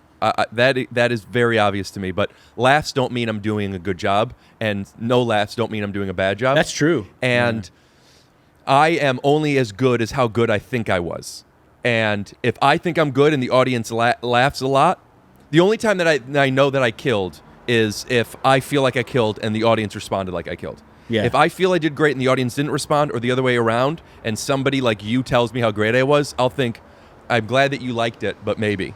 I've seen you 3 times, if I can recall, and I told you this off the air, and I know this is probably a futile effort because you're not going to believe me, but I've always been so impressed by you. I think you have a real like Andy Kaufman sensibility in that you're very unique.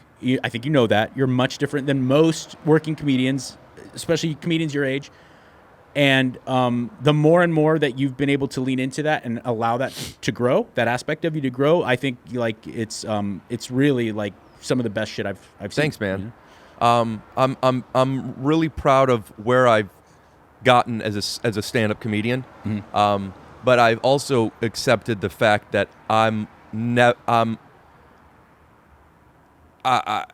it's going to always be hard for me. And in the same way I told you of my instincts at the beginning of this episode, where I was like, I don't know. I know what I'm thinking is real, but I don't know if it's worth saying. For one, I don't know if it's efficient. Like, am I using too many words? 2, is it cannibalizing the momentum that we could have or currently had, et cetera, et cetera. Just that thought process alone, of which everything I just explained to you maybe took 7 seconds. I don't need to say the words in my head, so they're there. I know them all. Yeah. So at any given moment, something happens and I'm like, all right, I have to, either I untie all of this stuff or I'm talking to you with this knot and I can't completely be there. Yeah. So when I'm on stage and I'm doing that, there's an added obstacle, which is, like you said, they want to hear your best 10 minutes. I agree with that. No buts. I will say, and I don't have that same skill set. When I do something that works, I have this thing that is, all right, it already worked, so I can't do it again. Speaking of Bill Lawrence, who's my boss on Undateable and who sent me the email and blah, blah, blah, comedy writer, very successful, been doing it a very long time. Point being, his advice is at the least to be considered. Would say to me many times, this worked, why don't you do it again? It got in the way in Undateable where we would do a take and it worked, and I would struggle not changing it, take 2 and take 3, when he's like, Rick, this is it. What I think, and look, I'm not successful at all in the industry, not successful enough to give this kind of advice. But when I look at it from just like a life perspective, there's no reason to jettison things that you've identified as being successful. There's no reason to just throw them out.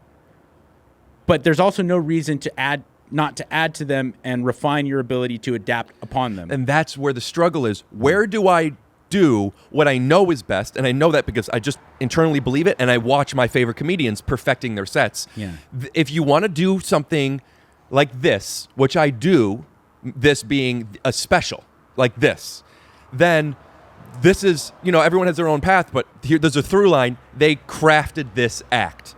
Whereas me, when I'm repeating something, not necessarily the second time, sometimes the second time, but definitely the 20th time, 40th time, where, listen, the audience is still hearing it for the first time. This is what the skill set is. Yet I have this thing that where if there's that knot in my head, which is I have to validate, I'm not believing in this, I'm not being honest, blank, blank, blank, blank, blank, whatever these reasons, if I don't acknowledge it, then I can't be that best version. So which means I'm at my best when I haven't perfected something, which is kind of counterproductive.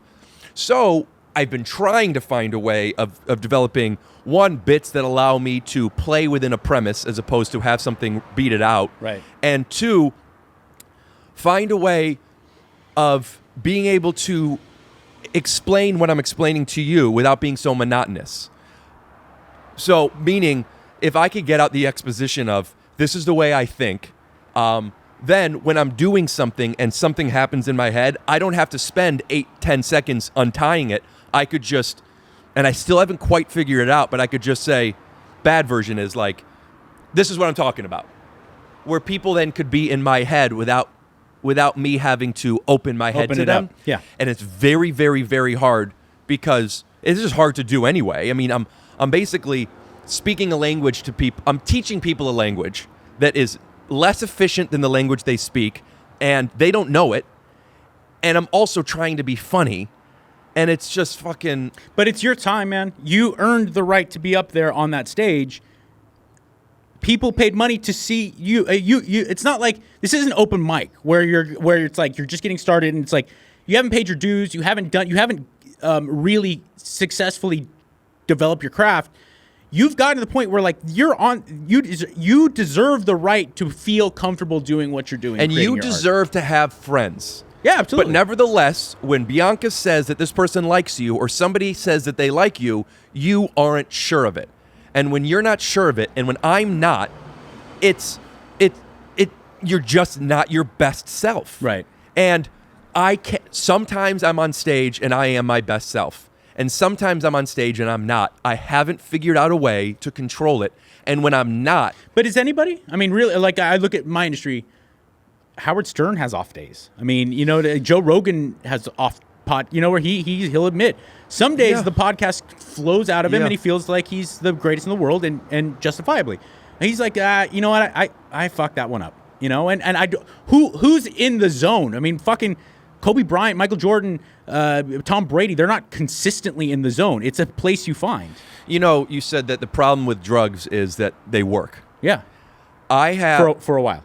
I have had enough experience of, and when I tell you how great I am at comedy, I mean that as this is how I see myself, right? So for what that's worth, I have seen myself and believed that I have something very special and good to offer. And having had done that, sometimes, a lot of times, not for a while, whatever it may be, I know what it's like. It's a drug that feels good, right? Right. Now, if you want to feel this certain high, all you have to do is take the pill, and then you have it, or whatever the drug may entail, right? For me, as a comedian, let me digress for a second. Okay. I was watching America's Got Talent last night, and there was a guy, Vincent Marcus. Shout out to Vincent Marcus. I'll put his Instagram handle up here. I actually never met him, but we are social media friends. He's a social media influencer. He came from Vine. He's an amazing impressionist. Okay. I'll actually cut to a clip. Imagine no possessions. I wonder if you can. No need for greed or hunger. A brotherhood of man. Bitch. And I watched him go on America's Got Talent, and he did his and he's always very confident on Instagram. Because multiple takes, his comfort zone, he could control it, right? I'm watching him on there, and by the end, he was confident because he was applauded. But at the beginning, you could see, and at least the way it was edited, they even said, "What do you do?" And he said, "Social media." And the way they edited it, at least, was, okay, there's this judgment of like, what does that mean? That's not good enough. Whatever it is, it showed, and on his face, you could see him either being nervous to that response or just being nervous. And he admitted that he has never performed in front of an audience before. Right. He fucking crushed. And he's, being applauded. And Howie said, what a different feeling, right? He was being kind. It wasn't like, this is better than what you do. It was just, what a different feeling to have that audience. And Howie said about himself, I'm addicted to that. I go on stage and I need it. That's his pill. He goes on stage and he gets it. And I know other comedians, they go on stage and they get it. Mm-hmm. You smoke the joint, you take the pill, you shoot the thing, you light the spoon, however drugs work. You feel it. I can't. So I go on stage, and here's what it is. If you've done drugs enough, you've known that sometimes you get high, you fuck girls, you have the best time, and sometimes you wake up in a hospital. Yeah. Every time I go on stage, I don't know which one it's going to be. And I've experienced both so much that I'm I love it, I want it, and I'm terrified of it. And I know other people could relate to this in their way. I only know my world through my eyes, and it's so night and day to where I will get people who tell me they've never seen anything like this. This was the greatest thing they've ever seen. Maybe it's hyperbolic, but there is some truth to them enjoying it a lot. And then I'll have people who came to see me who will kind of avoid eye contact because they're embarrassed for me. And this isn't year 2, year 12. This is Thursday and Saturday. Right. You know what I mean? And I cannot control that. The only thing that is the difference between, oh my gosh, you're so great, I want to follow you, let me watch your podcast, and oh, that was weird, and they leave without saying goodbye, is how I feel about myself. Right. And it's hard to go up on stage and feel like I'm the best when I don't feel like I'm the best. Right. So, But acknowledge that and value it. and that's the process. Right. But when Howard Stern or Joe Rogan know they have their off night, they have enough value. And more specifically, when we talk comedians, there are times where people aren't feeling funny and they could rely on their act, and just they have to coast and they just basically go to work, as opposed to being, this special performer tonight. I talked to Fitzsimmons about that, where he's like, I don't like doing it, but you always have the widowmakers in your back pocket. I don't. Okay. Because those things that work Yeah. don't, because I can't do them when there's a knot. Well, and I've always kind of respected that. But I remember there was a comedy, like a showcase for the comics of Undateable right before the show debuted. Oh, was that the Fonda or something? Yeah, it was the Avalon, I think. Avalon, it was the yeah. first. We did which was so cool. For season 2 and 3, we did an Undateable comedy tour, and that was the last one of season 2 in LA.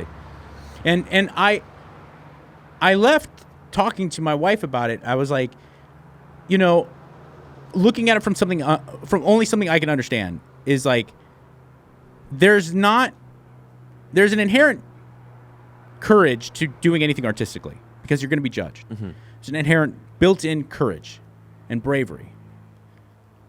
But it's much more brave to do something kind of esoteric and to do something a little weird. There just is. It's a lot braver to be like, the Dillinger Escape Plan as opposed to being the Foo Fighters. Like it's really daring to go out and do something that's absolutely breaking free of the norm from what people are accustomed to seeing. And I was saying that about you to my wife that very first time I saw you. I was like, it's just so fucking impressive to see a guy at that age in front of that crowd, surrounded by other comics who are. I have zero negative things to say about Ron, Brent, or Chris. They're all three very talented, but they're all kind of fall within the kind of restrictions of what most people expect out of stand-up comedy. And it's so fucking daring for you, especially at that time, to just fucking veer off and do that which most people are not accustomed to. Thank you. But look, and I think you just detailed it. There's a price to pay to do that kind of stuff because you're always constantly wondering. I know who the Foo Fighters are. I don't know who the other one is. It's like a really really prog, technical, super technical, weird. But that's the point I'm making. Math metal thing. That's the point I'm making. Like, yeah, the Foo Fighters maybe fall under some category that you think is less unique, and I know who they are. Yeah. I don't know the other people. Well, hey, like in the 90s, like you it's not about that I need to know who they are. No, the point I'm making is it. that there's a reason I don't know who they are. Right, maybe. exactly. And that's it's just tough. like, look, when you're in the 90s, when I first developed like a passion for music, there was, Stone Temple Pilots and Pearl Jam, and what people you think of when you think rock band, whether you're a rock fan or not, like a guy like you think long hair, good looking, thin, tattoos, fucking guitar, drums, bass, singer. That is the kind of the template. Mm-hmm.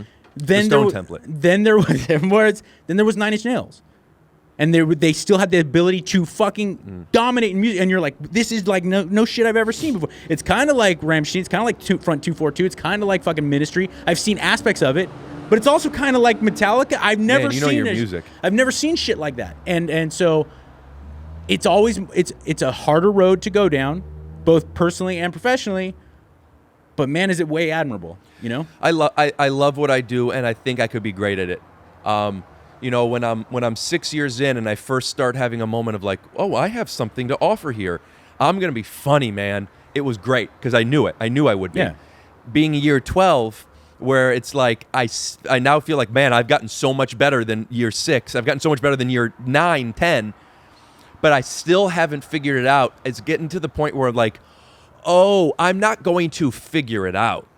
I don't know if there is something to figure out. Right. I have to just accept this is what it is and then make it the best I can. And that goes back to where I was saying at the beginning.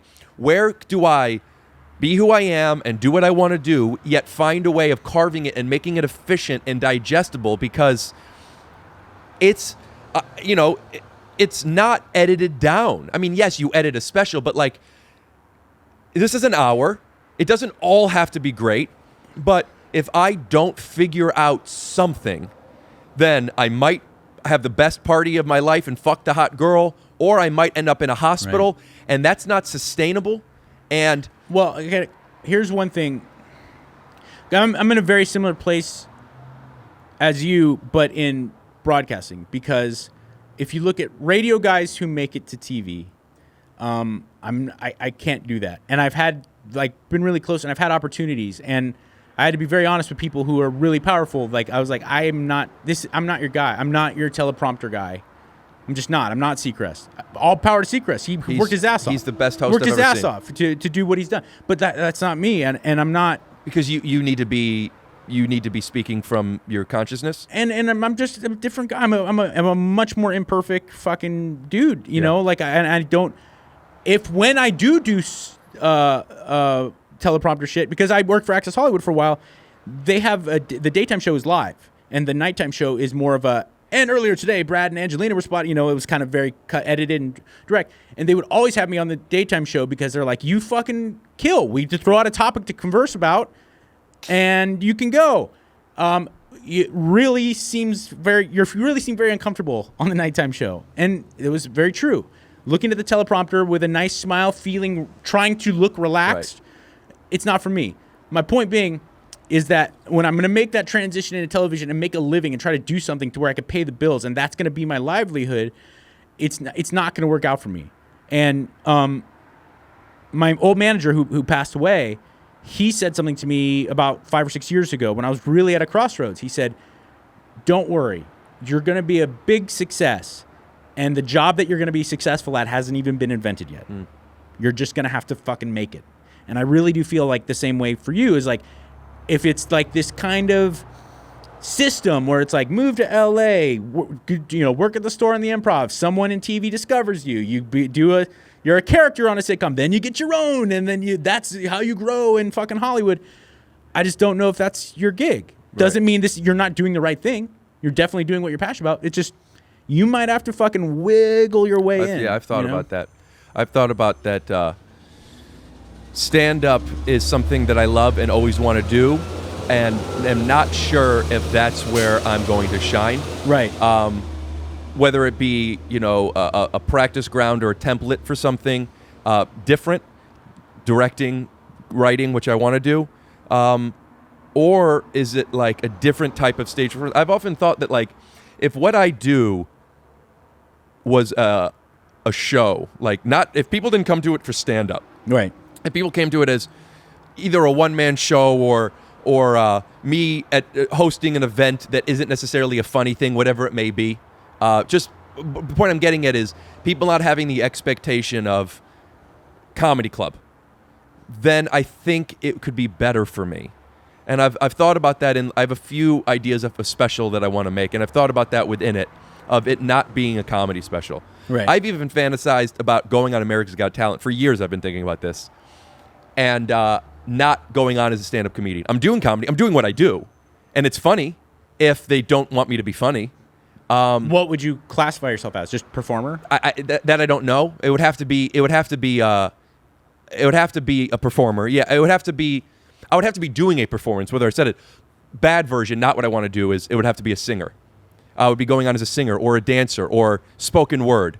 Or another version of it is I'm going on as a comedian, but who fails very, very hard and honestly. See, I see like a Woody Allen quality to you where if you expose the things you get so concerned about feeling and thinking in your brain, and you're concerned about letting them out because you wonder if people are going to like it or not, if you figured out a creative, clever way to really just open those that's up. what the efficient way. That's what I'm saying. The efficient way of like not having to say 7 or 8 seconds every 2 minutes of why I'm thinking a certain way. But there's a thing you could do where you almost pull back the fourth wall while you're on stage. You know what I'm saying? Like, listen, man. You know what I'm saying? I was talking to the fourth wall before 1, 2, and 3 existed. I'm aware. It's just when you're at a comedy club, you have to be funny. Yeah. I had a conversation, a one-on-one meeting with Billy Crystal. And I don't know if you've met him and you've had conversations being in broadcast with a lot of people like that, I'm sure. I haven't had that kind of experience. Yeah, I've never met Mr. Crystal, but that's a legend. That's a legit legend. This was, I did a show with him. He took a liking to me. We ended up having a meeting and just talking comedy. And I had never been around a presence, and I wasn't projecting this, by the way. Yeah. I had never been around a presence that was intimidating in that way. Right. You walk into his office, and it's just the air is a little heavier for some reason. And again, I'm telling you confidently, I'm not projecting this. There's just something that he has that made it this way, and within it, I'm happy to say that I was able to breathe just as well, but it was there. Yeah. And having acknowledged it at the beginning made it easier, and basically organically got us into a conversation about comedy in a way that is kind of what we're talking about. But the point I'm getting at is I want him, Billy Crystal, for whatever reason, thinks I'm special. He has said nice things about me. I heard him saying just very, very cool stuff that I would like to brag about, but I won't. But just trust me, it's awesome stuff. And I already have that. I already have him liking me. It's kind of like a lot of comedians, when to have sex with girls, they come out to a show. Yeah. My thoughts are, if this girl already likes me enough to come out to a show, I'm not going to risk it. Don't come to a show. You already like me. I don't want to fucking go to the hospital. Right. So there was a little bit of that with Billy, and it got into a conversation that I didn't like that I said to him, but whatever. And also, I mean, now who cares? But I remember in that moment, I'm like, I shouldn't have brought this up, which was the priority for me with stand-up is not to be funny. Funny comes second. First is believable. Yeah. And by believable, I don't mean I'm telling the truth. I mean they believe my performance. Right. So if I go out and I trip on the curtain, I'm not doing a pratfall. I want them to think that I really tripped. And for them to think that I really tripped, I have to be embarrassed that I did that. I have to play it off. I have to act like it didn't happen. I have to act like I did it on purpose, even though I didn't, even though I did. Right. And there's all these layers that I'm putting in that who knows if people resonate with, but when I do that, it allows me to be in a place to where I'm believable, which means I'm unstoppable. Because I could do anything. If a joke doesn't work, I'm meant to do that. And if a joke does work, I meant to do that. It's just a mindset. Right. But me tapping into people believe me, I'm invincible. So that's the one thing that keeps me out of the hospital, is that thing. That being said, that could cannibalize being funny, because they could believe me so much that they're uncomfortable. They could believe me so much that it ruins the momentum of the night. Sure. So point I'm making is funny is important as long as you're believable, and I could tap into believable, but then sometimes it's hard to get to step 2. So when I go into a show, mm-hmm. and I'm talking to the fourth wall, whether it's real or not, it's believable. Great, that's great. But this isn't funny. This is weird. And that's what I mean by, like, if I'm not doing comedy, I could be fucking hysterical. Because imagine going to the Academy Awards, and Tom Hanks goes up there, or somebody that you don't know wins their first award and throws up because they're so nervous. That's weird and uncomfortable, but us watching that at home is fucking hysterical. And you would love that person. Yeah, sure. Some people would think, ooh, that I'm embarrassed for them. We like them because they're an underdog. Who knows the point? But what I'm getting at is that's not the proper acceptance speech. I remember I once threw up before going on stage. Threw up in the bathroom, and as I opened the door, they say, ass man, like they already started saying Rick Glassman, like I have to walk fast. I'm still wiping my mouth of throw up before getting on the stage. And it was that moment that I decided, what made me feel okay, because I'm nervous. I thought, what do I do if I throw up? How funny would it be if so my sister came to and I throw up on the stage, and I don't acknowledge it. Came to town, and I don't mind my sister being there, but I don't like people touching my stuff. How fucking funny would it be if I throw up and I don't acknowledge it? Here are the cameras in life that I see things with. There is the truth, which is people watching that and thinking it's weird and uncomfortable. But if they didn't think it was real, it's not funny anymore. Right. So at what point does throwing up cannibalize funny? And to me, if I throw up, they better think it's real, or it doesn't matter. No, I hear you. So I look at things as imagine if, and then I do them. Right? I have a set that I posted online. It's not the funniest thing in the world. I like it. I came up with it right before we taped it. It was a Just for Laughs HBO Canada taping at Montreal. And I came up with this bit, which was I gave the host the wrong intro. And I keep giving, I have all these things, and I keep giving him the wrong intro. And by the time I finally get out, it's an 8-minute set. I'm at minute 4. And then at minute, and then I had him come back out at minute 6. So I only do 2 minutes of stand-up. At minute 6, he ends up handing me a piece of paper, which I accidentally handed him. I had a pre-written eulogy for when my grandpa passes away. And then he reads it, and then he ends up giving me a note during my act where I just found out my grandpa died, and I can't make it home in time because my parents wanted me to be able to do my set. So I guess I'll just give my eulogy now. And I already had it written because the host read half of it earlier, and I'm doing it, and I'm crying, and it's a great performance. The audience doesn't know what the fuck is going on. Literally. They don't know what's going on. They don't love it, and that was what they were supposed to be, because this was for the people at home watching on TV, where it has the title, Comedian Gives Host Wrong Intro. Now people know what's going on from the beginning, right? So it's funny. But it doesn't work the same if everybody is on board in the audience. No, you're right. Which means it's like when people found out wrestling was fake. Like you had changed the game. Didn't make it any less valuable, but it different. Changed the game. Yeah. Yeah. So you have to find other ways of being believable, and the ways of doing that is acknowledging, sure, some stuff is scripted, but this is real blood. We're really breaking our bones. We're really doing stunt, and finding ways to validate the truth behind it. It's tough to do stand-up when my priority isn't being funny. And I don't think that'll ever change, because if I'm not believable, they're nuts in my mind. It's tougher, but you're a lot more special. But I have to find a way of. Also, right now, I have to acknowledge I'm talking way too much about this stuff, and I'm starting to feel a little insecure about it. But I'll end it with, I think there's something to going on stage as blank and then doing the same exact act I'm doing that I think will benefit me. And I have to find, I've done it different ways.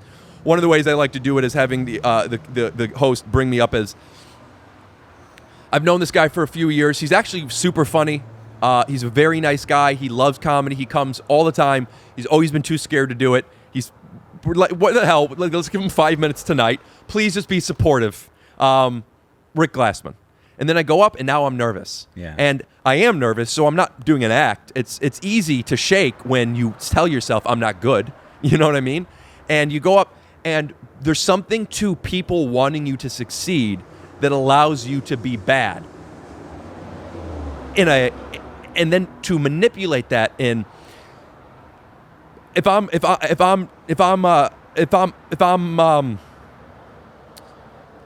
trying to find my words, and I'm squinting because the light, I don't know what I'm, whatever. How's everybody doing? And I'm like, people feel for that. They're gonna want to cheer you on, and then I get distracted by that. Like, I want them to believe I'm just hold on, I got it, and then you got it, and then just shut up, and then like I get to bully them because they think I'm the underdog. You're the underdog, and now I get to. Then there's a turn that happens when someone says something. I go, shut the fuck up, like, oh, you gotta, what am I gonna? Why don't you go suck a dick, or whatever. It's something that people would be uncomfortable with, that now they like. Not because it's funny, but because it conflicts with their expectation. Exactly.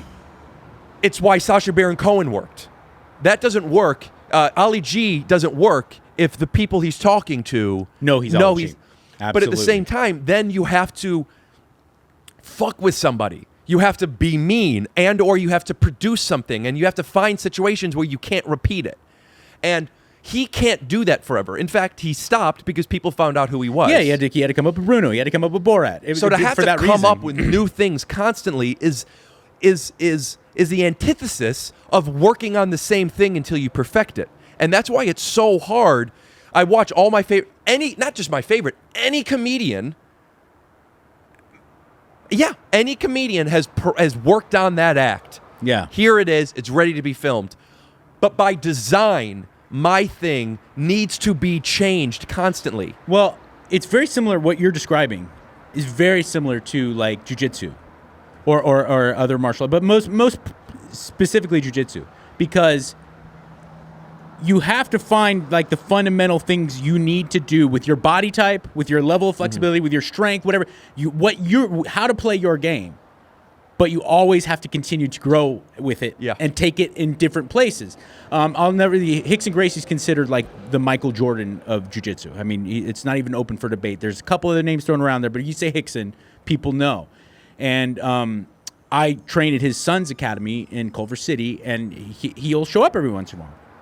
And he corrected this guy's way that he was doing an armbar, that he was elevating his hips to an armbar. And Rickson said, it seems like you have a little trouble doing it this way. And the guy goes, yeah, it's not. And he goes, then don't do it that way. He goes, my jiu-jitsu is not your jiu-jitsu. Jiu-jitsu is different for every person. And I think, like, being funny can come in a lot of different flavors, man. And you'll find those things, you'll find those 4 or 5 things that you can do and you can do every time. But it's gonna be wearing a different hat every time. Yeah, you know. And imagine if fights that you train for 3 months for and do. Imagine if you had a fight Wednesday, Thursday, Friday, Saturday. Yeah. How much could you switch it up? It's true. No, you're right. It's so hard, man. And there is that fatigue of change. There's that fatigue of decision. Mm-hmm. You know, where it's I think I understand. Could you explain that differently? If your closet's you have too much shit in your closet, it makes it really hard to get dressed. Yeah. Trent Reznor, speaking of him, a guy I really, really admire artistically, he said, I'll never forget this. He was promoting his record probably like 2008 or something, and he came into Kevin and Bean, and he said that he had hit this tremendous writer's block in coming up with stuff. So what he does is he says, I'm only going to write songs on black keys of the piano. Mm-hmm. I'm only going to write songs on one string of a guitar. That's it. And he completely minimizes to the point that he has almost no options. And he's restricted himself in every way creatively, and it made him grow. Because the last thing he wanted to do was like add in other layers of synthesizer. And he said, I just restrict myself completely until I'm at my bare minimum creatively. What I have to work with is at its bare minimum, and it's somehow my internal imagination goes off. Yeah, I like that. I think that's a nice tool to have when you're feeling a form of writer's block. Yeah. I liked this conversation with you a lot. Thank you. I did too, man. I really enjoyed it. I really did. I also wanted to acknowledge back to this thing that you said about not believing people like you or instinctually not thinking they do. And I don't mean to pigeonhole you in that. I do understand what you mean, and I don't think that's a global statement, but it is just a truth that that happens with you a lot. But I noticed it multiple times when you were coming over to literally climb my balcony at my place to do a show for me, that you said thank you multiple times in a way that felt like I'm doing you a favor. Well, you kind of are. I mean, I get what you're saying. I did a lot of the work to make this happen. But, you have really successful comics on this show. I mean, you've had Mark Maron and you've had people that are big gets. And I don't bring much to your show from a panache standpoint. So for me, it's like, thank you for doing this. I say the same thing to like The Fighter and the Kid or bigger shows when they have me on. I'm always like, man, thank you so much. This means a lot, Yeah. Well, I'm glad that you're appreciative and you want to do that, and that's cool. Not that you need this, but just to speak on that panache thing, my thoughts are on this podcast. I want to have people transparently that have a large following, that have a big audience that could help this grow. And usually people that have a big following have something interesting about them or they wouldn't have it. Right. That, and then I want to have people that I'm genuinely interested and close to in my life. As much as I've known you for years, and I do know you, but we're not that close. Right. I've always, literally from the story we told, from 10 minutes into meeting you, I've always just connected very strongly with you. And you also have this, I think it's something that I've always been attracted to in addicts, who are recovered addicts. There is some sense of awareness in themselves that I strive for. So it's inspiring to be around. I believe them. They're not ashamed. Maybe they are, but they've learned to vocalize that shame in talking about things where it's like, oh, we could have a real conversation. So I just knew that, and also this is what you do for a living. I just knew that this would be a great conversation to have. But I can say, and like I've always said on this podcast, and I said to you about stand-up, I never know how these things go.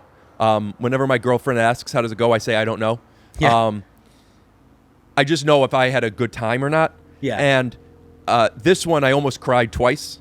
And the entire time, with the exception of me having to look at the cameras, I'm just like I offered to get you a coffee and a water at the midpoint because, no disrespect, I don't think that you were bored. And if you were, it's fine. But I did see a couple like half yawns I clocked.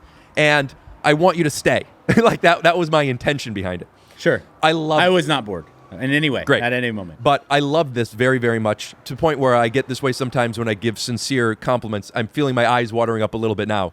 Like, so much. Yes. And I would love to have you back on again, too.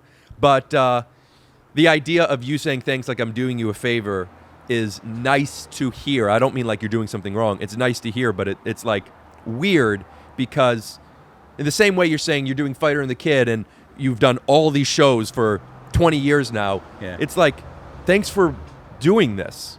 And also doing this in these times, coming to my place, not doing it on Zoom, and then feeling like I'm doing you offering you some type of value is just really flattering. Oh, well, thank you, dude. Yeah, man. I enjoyed it. And I've always enjoyed you professionally and personally so much that it was like a real treat for me, too. Cool. Above and beyond just like the idea of getting a little career boost and like the exposure of it, I just was like excited about having a conversation with you. And I knew that it was going to be kind of like this, that it was going to veer a little bit different than most kind of entertainment interviews, that we would probably have a conversation, and that would be nice. I anticipated getting more into the growth of where you are now and all the shows and things you've done that we didn't. So again, I'd love to have you on at a certain time, and if we get to that, but that'll at least be the intention behind it. Yeah. But I loved where this went, and think it's really, I don't know if it's good or bad. I guess I should say I'm attracted to a cool guy telling me he doesn't believe people like him. It's nice. It's like when you hear Seinfeld on Comedians in Cars saying, like, this is hard. Yeah. These people think that? Exactly. Also, I want to end with this. I don't want to end with this necessarily, but I want to make sure I get this out. Steve Martin, and I've said this in a few things, but you mentioned it before about with Howard Stern not always having an off night, not always being great. Yeah. One of the things my always playing on black keys that I connect with is in Steve Martin's autobiography, where he says anybody could be great one night. The job isn't about being great. The job is about being consistently good and finding ways of always at least being good. Because like you said, people pay to see you. They deserve to see you. Yes. So I am allowed to be myself, but also they paid to see me. They wanted to see me. You have to at least give them good. Right. And when I only know if things are great or they're bad, it's tough to trust that this is good enough. Sure. And that is something that you were saying. You're validated as a communications personality. What's the term? How would you say that? Broadcaster. Broadcast. Yeah. Thank you. That you now trust. Oh, I'm good enough. Yeah. That is a goal of mine that I have been validated with this podcast. Real or not, I believe it. Right. To where it's like, everything doesn't have to be so funny. So it's nice. I think the next step that I want to admit to myself and on this podcast is the issue for me isn't being okay with being good. It's not knowing when it exists. And I'm sure other people could connect to that. Uh-huh. So I guess in closing, being somebody who still fears people's truths and how they feel about you, while also being somebody who's been applauded and validated enough to trust that, do you have any advice in the process of recognizing, in a good way, things are good enough instead of a bad way? Yeah. Does that make sense? It does. I always judge it by. I think you said you know when you could feel whether you killed or not, and regardless of the audience reaction, you know that you killed that night. If this was special, I'm happy. Yes, and I just learned to always put that above everything. Where if I come away from hosting a show or doing a pilot or doing a podcast or whatever it is, if I come away from something and I internally feel like there was something there, and I do think you build up a little bit more instinct doing that when you come from radio as opposed to stand-up, because you don't ever get immediate feedback. So you have to kind of sense whether the audience is listening or not. That sounds like it would be harder, not easier. Initially it's harder, but then you do kind of develop that ability to sense whether you're on. That makes sense. And it doesn't matter what someone says, if I walk away and can honestly look at the man in the mirror and go, I worked hard enough. It's not I wasn't lazy. I didn't not practice enough or didn't study a guest before an interview. I did my job. I did what I needed to do from an X's and O's standpoint, and I committed to being authentically myself. I actually have gotten to the point where I can elevate above the compliments or the critique.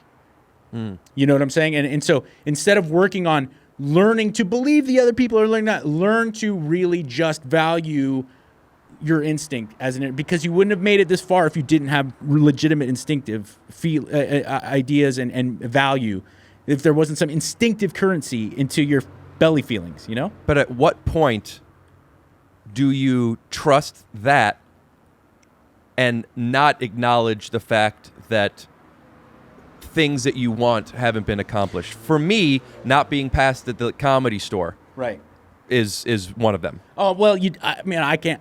I got to be honest. I still suffer from that, so I can't tell you. Right. I wasn't able to buy my family a big, beautiful house from the TV money that I've made, which 10 years ago I would have just told you that's gonna happen. Right. That's gonna happen. They're gonna find a broadcast show that I'm not cookie cutter enough to do America's Got Talent, and I'm not newsy enough to do real time, but there's something out there for me. It hasn't happened. And so your old manager once told you that the job hasn't been created yet. Has it been created yet, or have you found and accepted something else? I've just accepted that I'm going to have to create it. And I'm not a failure if I don't get a paycheck that comes from Fox right. or NBC Universal or Comcast, whatever, the big wigs. If Viacom isn't writing me a check, it doesn't mean that I failed. It means that I had to do what I had to do to make the real this go. And you feel that you're getting there? Yeah. And you're happy? Yeah. I believe that. I used to be really embarrassed when I go to TV things with Bianca, when I go to entertainment things. We went to an Oscar party once, and her agent was there, and she goes up, and there's all these real celebs there, and he goes, "Oh, what do you do for a living?" And I was really embarrassed to say I'm in radio, and I've gotten past that, where I'm I'm a broadcaster. Is Howard Stern in radio? Oh yeah, he's there. Right. So the radio is the radio a problem, or where you were in radio the problem? No, it's definitely you get a sense, you know that you're at the bottom of the entertainment totem pole. Radio. Really so Howard Stern is okay because it's just radio, but he's the king of it. He's the greatest. I don't know of any other industry where someone who's the best is so far separated from the rest of the crew. Rogan's kind of there.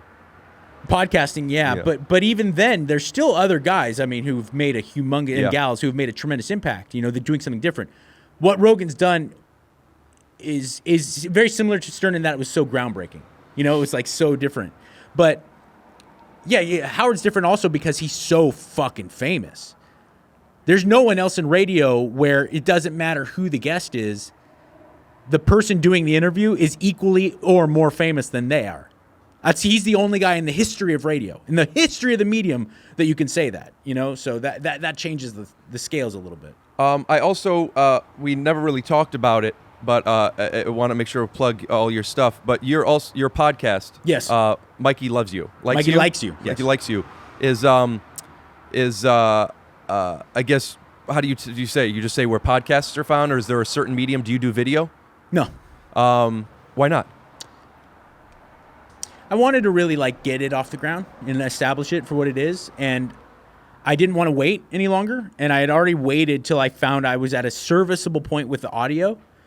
because I don't have a setup like you, and to wait for the how I would want the video to be, it would be more and more time where I just wasn't doing it, and I feel like there was a lot of value in just like jumping in. I've thought about like how much easier it would be if I didn't have to do all this editing, Yeah. but I started it this way. And it's great. It is like the way you do it is different than other video. It's good.